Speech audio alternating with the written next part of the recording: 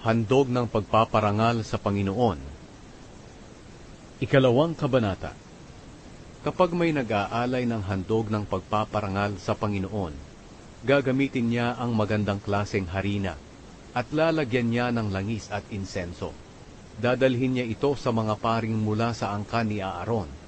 Kukuha ang pari ng isang dakot na pinagsama-samang harina at langis, at susunugin niya ito sa altar kasama na ang insenso na inilagay sa harina.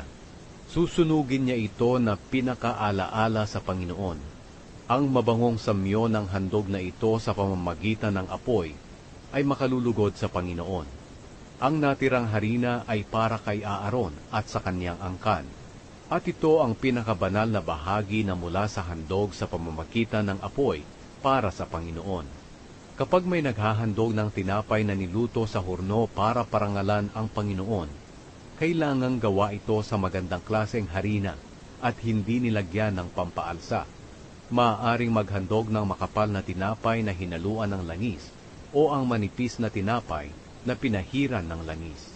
Kung ang tinapay na ihahandog ay niluto sa kawali, kinakailangang gawa ito sa magandang klaseng harina at may halong langis, pero walang pampaalsa. Pipira-pirasuhin ito at lalagyan ng langis. Ito'y handog ng pagpaparangal. Kung ang tinapay na ihahandog ay niluto sa kawali, kinakailangang gawa ito sa magandang klaseng harina at nilagyan ng langis. Ang ganitong uri ng mga handog ay dadalhin sa pari para ihandog sa Panginoon doon sa altar. Babawasan ito ng pari, at ang ibinawas na iyon ay susunugin niya sa altar na pinakaalaala sa Panginoon. Ang mabangong samyo ng handog na ito sa pamamagitan ng apoy ay makalulugod sa Panginoon. Ang natirang harina ay para kay Aaron at sa kanyang angkan, at ito ang pinakabanal na bahagi na mula sa handog sa pamamagitan ng apoy na inihandog para sa Panginoon. Huwag kayong mag-alay ng mga handog na may pampaalsa bilang handog ng pagpaparangal sa Panginoon, dahil hindi kayo dapat magsunog ng mga pampaalsa o pulot sa inyong pag-aalay sa Panginoon ng handog sa pamamagitan ng apoy. Maaari ninyong ihandog ang pampaalsa o pulot bilang handog mula sa una ninyong ani, pero huwag ninyong susunugin sa altar.